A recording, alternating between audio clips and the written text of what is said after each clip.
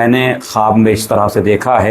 تو اس گوشت کے کہ جو گوشت آپ کے پاس آیا ہے اس کے 3 حصے کیے جائیں۔ اعوذ باللہ من الشیطان اللعین الرجیم، بسم اللہ الرحمن الرحیم، وصلی اللہ علی سیدنا و مولانا ابی القاسم محمد، اللہم صلی علی محمد و آل محمد۔ قال اللہ سبحانہ و تعالی فی کتابہ الکریم، بسم اللہ الرحمن الرحیم، فلما بلغ معه السعی قال یا بنی انی ارا فی المنام انی اذبحک فانظر ماذا ترى قال یا ابت افعل ما تؤمر ستجدنی انشاءاللہ من الصابرین۔ سورہ صافات کی 102 نمبر آیت ہے، جس میں خداوند عالم جناب ابراہیم علیہ السلام اور جناب اسماعیل علیہ السلام کا تذکرہ کر رہا ہے۔ ارشاد رب العزت ہو رہا ہے کہ جس وقت جناب اسماعیل اپنے باپ کے ساتھ اپنے باپ کے ساتھ جناب ابراہیم کے ساتھ ان کے کاموں میں ہاتھ بٹانے لگے اور ان کے کاموں میں شرکت کرنے لگے، اس وقت ہم نے ابراہیم کو ایک خواب دکھایا۔ جناب ابراہیم نے خواب میں دیکھا کہ وہ اپنے بیٹے کو ذبح کر رہے ہیں، تو جناب ابراہیم علیہ السلام نے اس خواب کو اپنے بیٹے جناب اسماعیل سے ذکر کیا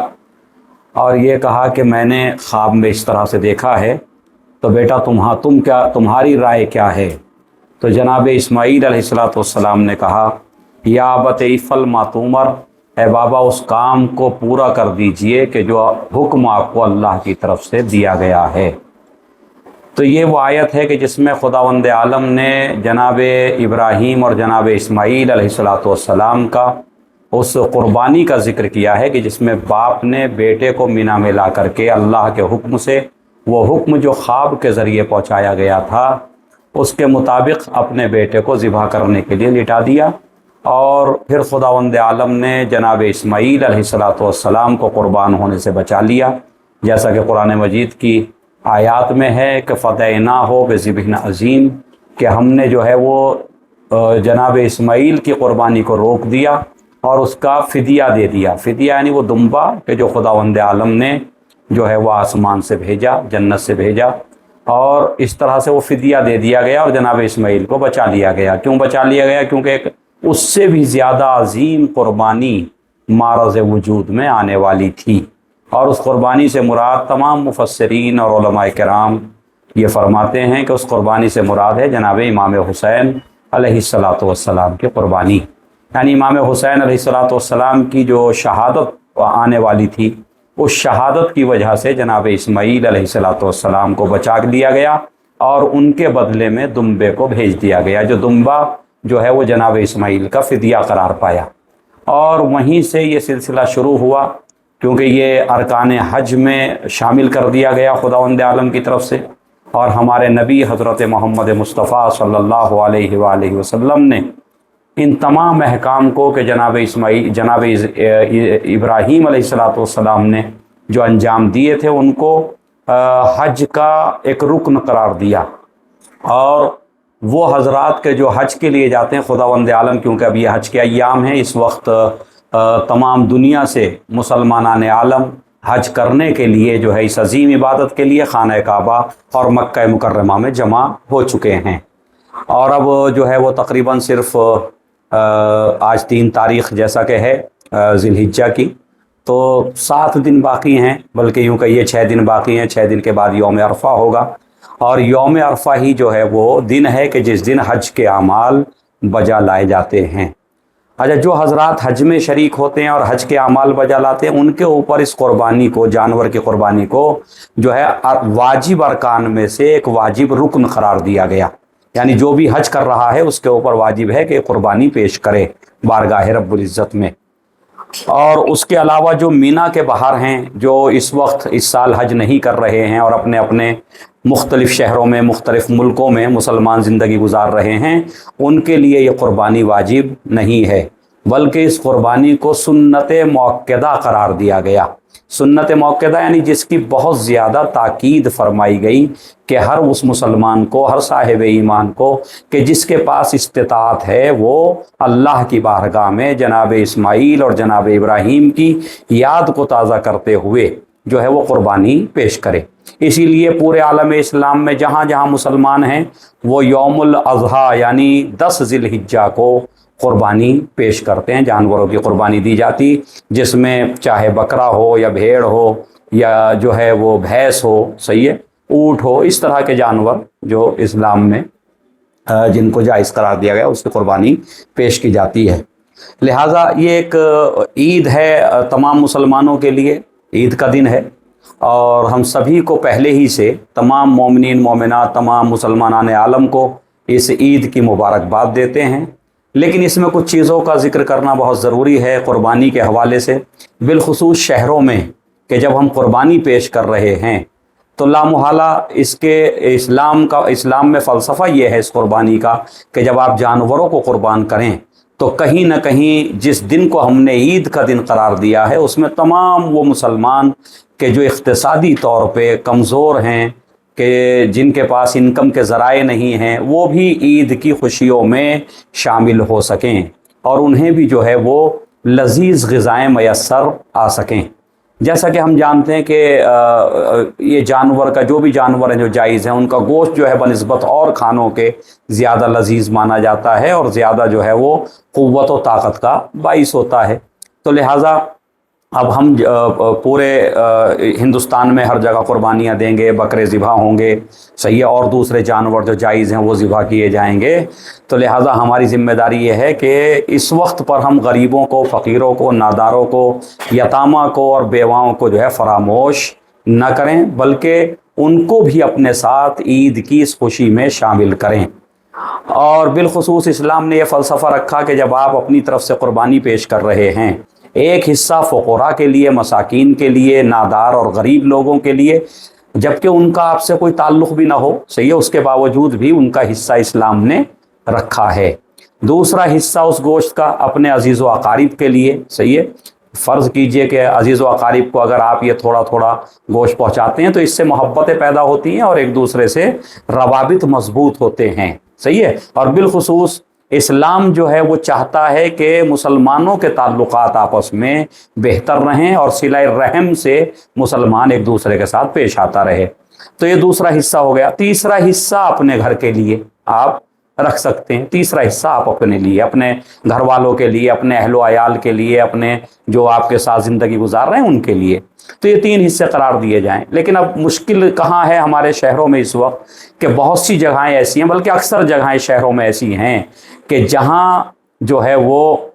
हर एक इंसान, क्योंकि अल्हम्दुलिल्लाह सबके पास इस्तिताअत है, अक्सर के पास इस्तिताअत है, लिहाजा 90% मुसलमान जो है क़ुरबानी पेश कर रहा है। अब ऐसी सूरत में किस तरह से जो है वो ना तो फ़ुक़रा मिलते हैं कि जिनको वो दे दिया जाए, गोश्त दे दिया जाए, और ना अजीज़ व अकारीब जो है, सही है ना, क्योंकि अजीज़ व अकारीब अगर हैं भी, मौजूद भी हैं, तो वो ख़ुद क़ुरबानी कर रहे हैं।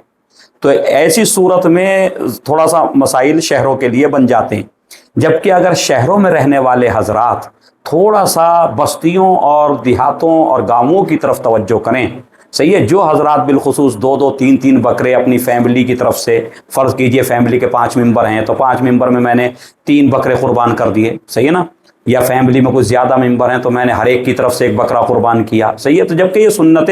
मौक़दा है, वाजिब नहीं है कि हर एक की तरफ से जो है 1 बकरा क़ुरबान किया जाए। इसीलिए ये इजाज़त दी गई कि ग़ुरबा और फ़ुक़रा अगर वो भी इस क़ुरबानी में हिस्सा लेना चाहते हैं तो अपनी इस्तिताअत के मुताबिक हिस्सा ले सकते हैं। फ़र्ज़ कीजिए 1 बकरे में 4 आदमी, 5 आदमी शरीक हो सकते हैं, सही है, और अगर बड़ा जानवर है तो उससे ज़्यादा अफराद जो है वो शिरकत कर सकते हैं। तो अलमुख्तसर कहने का मकसद ये है कि अब ये जो गोश्त का जो सिलसिला है कि अगर हम गाँवों की तरफ, बस्तियों की तरफ नज़र रखें और जो 2 बकरे या 3 बकरे हजरात कराते हैं उनमें से कुछ लोग अगर वो गाँवों में जो वो हजरात हैं जो गरीब व गुरबा हैं, मज़दूर तबके के लोग हैं कि जो बकरा ज़िबा नहीं करा सकते, सही है ना, उनके पास इस्तिताअत नहीं है, अगर वो यहाँ से उनके लिए वहाँ इंतज़ाम कर दें, क्योंकि गोश्त का जाना तो ज़रा मुश्किल होगा और हालात भी मुनासिब इस वक्त हमारे मुल्क के नहीं हैं कि हम गोश्त यहाँ से वहाँ ट्रांसफ़र करें, लेकिन अगर वो क़ुरबानी नियत करके वहीं करा दी जाए तो वो ज़्यादा मुनासिब होगा कि इस तरह से वो गरीब और फ़ुक़रा और मसाकीन भी आपके साथ ईद में शामिल हो जाएंगे और खुदावंद आलम आपकी उस क़ुरबानी को, क्योंकि जो फ़लसफ़ा क़ुरबानी, जब तक क़ुरबानी का फ़लसफ़ा पूरा नहीं होगा उस वक्त तक वो कबूल भी نہیں ہوگی, اس پہ اجر و ثواب بھی نہیں ملے گا. تو لہٰذا اس فلسفے کو اگر پورا کیا جائے تو زیادہ بہتر ہے. تو ایک سلسلہ تو یہ ہے. دوسرے یہ کہ جی جیسا کہ بہت سے حضرات سے یہ بھی علم ہوتا کہ جی لوگ بکرا ذبح کرائیں گے یا جانور ذبح کرائیں گے, اس کے گوشت کو فریز کر دیں گے اور اسے جو ہے وہ مہینوں جو ہے اس کو کھاتے رہیں گے نکال کر کے. تو یہ قربانی کا فلسفہ اسلام میں نہیں تھا, صحیح نا. قربانی کا فلسفہ تو یہ تھا کہ جس طرح سے آپ اپنے لیے اس گوشت میں حصہ رکھ رہے ہیں اسی طرح دوسروں کے لیے بھی جو ہے آپ کا خیال رہے, صحیح ہے. تو ایک تو یہ سلسلہ. دوسرا یہ کہ جی قربانی ہمارے یہاں صرف ایک دن نہیں ہے. ایک یہ بھی تھوڑا سا واضح کرنے کی ضرورت ہے مومنین کے لیے کہ مومنین یہ سمجھتے ہیں کہ بس جس دن عید الاضحیٰ ہے یعنی 10 ذی الحجہ, کہ بس 10 ذی الحجہ ہی کو قربانی دینا, اس کے بعد قربانی نہیں کر سکتے. جبکہ شریعت اسلامیہ میں اور بالخصوص فقہ جعفری میں بھی 3 دن قربانی کی جا سکتی ہے, یعنی 10 تاریخ کو, ذی الحجہ کی 11 تاریخ کو اور ذی الحجہ کی 12 تاریخ کو. ان 3 دنوں میں قربانی کی جا سکتی. تو ایک یہ بھی ایک اچھا طریقہ کہ اگر کوئی لوگ کچھ حضرات ہیں کہ جو زیادہ بکرے ذبح کرنا چاہتے ہیں تو وہ پہلے دن فرض کیجئے ایک بکرا ذبح کریں اور اس کو, تاکہ اس کا گوشت برباد نہ ہو, کسی طرح کوئی پریشانی نہ آئے, اور وہ سب لوگوں تک پہنچا دیا جائے. اس کے بعد دوسرے دن دوسری قربانی, تیسرے دن تیسری قربانی کر لیں. تو اس طرح سے جو ہے وہ لوگوں تک زیادہ آپ جو ہے وہ خدمت پہنچا سکتے ہیں. تو یہ قربانی کا سلسلہ ہے. لہٰذا ہماری ذمہ داریاں ہیں کہ ان قربانیوں میں اور عید کے دن ہم اپنے غریبوں کو, اپنے فقراء کو, اپنے مساکین کو, ان حضرات کو کہ جن کو جو ہے وہ پیسہ نہ ہونے کی وجہ سے, غربت کی وجہ سے لذیذ غذا میسر نہیں ہوتی, انہیں بھی ہم عید کی خوشی میں جو ہے وہ شامل کریں اور زیادہ سے زیادہ کوشش کریں کہ ہم ان تک جو ہے وہ عید کی خوشیاں پہنچا سکیں. تو ایک یہ سلسلہ. اور ہمارے ادارہ المصطفیٰ چیریٹیبل ٹرسٹ کی جانب سے اگر کوئی ایسی جگہ ہے کہ جہاں پر قربانی نہیں ہو سکتی, کیونکہ آج بہت سے ایریے ایسے ہیں سے نا کہ جہاں پر قربانی کرنا ہمارے مومنین کے لیے خطرے سے خالی نہیں ہے, صحیح نا. لہٰذا وہ خطرہ مول نہ لیں, کسی بھی طرح کا خطرہ مول نہ لیا جائے, کیونکہ قربانی سنت موقع, سنت ہے, واجب نہیں ہے. لہذا اپنی جان کی حفاظت, اپنی امیج کی حفاظت اور اپنی عزت و نفس کی حفاظت یہ جو ہے بہت ضروری ہے. لہذا اگر کوئی ایسے ایریے میں ہمارے مومنین رہ رہے ہیں کہ جہاں کسی طرح کا کوئی آبجیکشن ہوتا ہے یا کسی طرح کی وہاں قربانی کرنے سے کوئی پریشانی ان کو لاحق آتی ہے یا بعد میں پریشانی آ سکتی ہیں, تو ایسے افراد سے ہم گزارش کریں گے کہ وہ اپنے جانور کو, قربانی کے جانور کو ایسی جگہ ذبح کرائیں کہ جہاں پر کسی طرح کی کوئی پریشانی اور کسی طرح کا کوئی آبجیکشن دوسرے افراد, دوسرے رہنے یعنی اپنے وطن میں رہنے والوں کی طرف سے نہ ہو, صحیح ہے نا. بالخصوص جیسے اوکھلا ہے یا اس کے علاوہ جو مسلم ایریے ہیں, صحیح ہے نا, تو وہاں پر یہ قربانی اگر کرائیں تو وہ آسان ہوگی ان کے لیے. وہ آ بھی سکتے ہیں, خود کرا سکتے ہیں, اور اگر خود آنے کا وقت نہیں ہے تو ہم سے بھی رابطہ کر سکتے ہیں اور پھر وہ آ کر کے یہاں قربانی کرا سکتے ہیں. ان کے لیے جانور کا بھی اہتمام کیا جا سکتا ہے, صحیح, بکرا چاہیے اس کا بھی اہتمام کیا جا سکتا ہے, اور قربان کرانے کا بھی, اور اس کو جو ہے ساری فیسلٹیز کا انتظام یہاں پر ہو سکتا ہے. اور وہ اس میں جتنا بھی اس میں وہ لے جانا چاہیں بعد میں وہ اپنا تو اس کو لے جا سکتے ہیں اور اس میں شرکت کر سکتے ہیں. تو لہٰذا اب بس ایک بات اور عرض کروں گا کہ دیکھیے یہ سلسلے 1400 سال سے امت مسلمہ میں چلے آ رہے ہیں. 1400 سال پہلے جناب ابراہیم علیہ السلام نے حکم خداوند عالم سے جو ہے اپنے بیٹے اسماعیل کو مینا میں لے جا کر کے ذبح کرنے کی جو ایک خواب میں دکھایا گیا تھا, اس کو تعمیل کرنے کے لیے جو ہے وہ جو بھی اسباب ہو سکتے تھے ذبح کرنے کا طریقہ, صحیح نا, قربان کرنے کا طریقہ, وہ سارے انجام دیے. لیکن اللہ کو انسان کی قربانی منظور نہ تھی, اس لیے خداوند عالم نے ایک دمبا بھیج دیا, جانور بھیج دیا, جس کی وجہ سے اسماعیل بچ گئے. اور اگر اسماعیل ذبح ہو جاتے تو کیا یہ سنت قائم نہ ہو جاتی کہ انسان اپنے بیٹے کو ہر سال ذبح کرے؟ تو اگر کوئی ایسی سنت قائم ہو جاتی تو کیا مسلمان رہ سکتا تھا؟ صحیح نا. شاید اس اسلام کو کوئی قبول ہی نہ کرتا کہ بھئی ہر سال جو ہے وہ بیٹے کو ذبح کرنا, صحیح ہے. تو لہٰذا خداوند عالم نے جو ہے وہ جناب اسماعیل کی قربانی کو بچا کر کے دمبے کی قربانی اس کی سنت کو جاری کیا، صحیح نا؟ یہ اب سنت چلی آ رہی ہے اور ہم منا رہے ہیں، سب منا رہے ہیں، جبکہ نہ جناب ابراہیم علیہ الصلوۃ والسلام اس وقت موجود ہیں اور نہ اس سے کوئی جناب ابراہیم علیہ الصلوۃ والسلام کو فائدہ پہنچتا ہے اور نہ جناب اسماعیل کو فائدہ ہے، جناب ہاجرہ کو فائدہ ہے، لیکن منایا اس لیے جاتا ہے کہ اللہ کے ان بندوں نے اللہ کے لیے قربانیاں دی تھیں جن کی یاد منانے کو اسلام نے باعث اجر و ثواب قرار دیا۔ تو جو قربانی ہوئی ہی نہیں اس کی یاد 1400 سال سے ساری امت منا رہی ہے، تو جو قربانی خداوند عالم نے قبول کی حضرت محمد مصطفیٰ صلی اللہ علیہ وآلہ وسلم کے نواسے امام حسین علیہ الصلوۃ والسلام کی کربلا کے میدان میں، تو اگر یہ امت اس قربانی کی یاد منائے تو پھر اس میں جو ہے وہ اعتراض کی ضرورت کیا ہے؟ کیونکہ جس طرح سے جناب ابراہیم و اسماعیل کی قربانیاں یاد رکھی جا رہی ہیں اسی طرح سے ہمیں چاہیے کہ ہم نواسے رسول حضرت امام حسین علیہ الصلوۃ والسلام کی قربانی بھی یاد رکھیں، کیونکہ اگر کربلا میں امام حسین کی شہادت نہ ہوتی اور آپ نے قربانیاں نہ دی ہوتی تو نہ عید اضحیٰ ہوتی، نہ عید فطر ہوتی اور نہ جمعہ ہوتا اور نہ یہ سلسلہ دین اور شریعت ہوتا۔ لہٰذا یہ سارا کچھ صدقہ ہے امام حسین علیہ الصلوۃ والسلام کی قربانی کا۔ اور میں تمام مومنین مومنات سے آخر میں گزارش کروں گا کہ جی وہ تمام ہی افراد کے لیے جہاں جہاں بھی مومنین مومنات ہیں ان کے لیے دعا کریں، اور بالخصوص عید میں ان کے لیے دعائیں کریں، بیماروں کی شفا کے لیے اور غریب اور محتاجوں کی ان کی حاجات کے پورا ہونے کے لیے، اور جن کی بھی جو پریشانیاں ہیں ان پریشانیوں کی جو ہے وہ ان کو دور ہونے کے لیے، اور بالخصوص اہل فلسطین، صحیح، اہل یمن، اہل ایران، اہل عراق اور وہ حضرات کے جو مسلسل اسلام کی حفاظت کے لیے اپنی جانوں کے نذرانے پیش کر رہے ہیں، ان کی جو ہے وہ حفاظت کے لیے سبھی جو ہے وہ دعا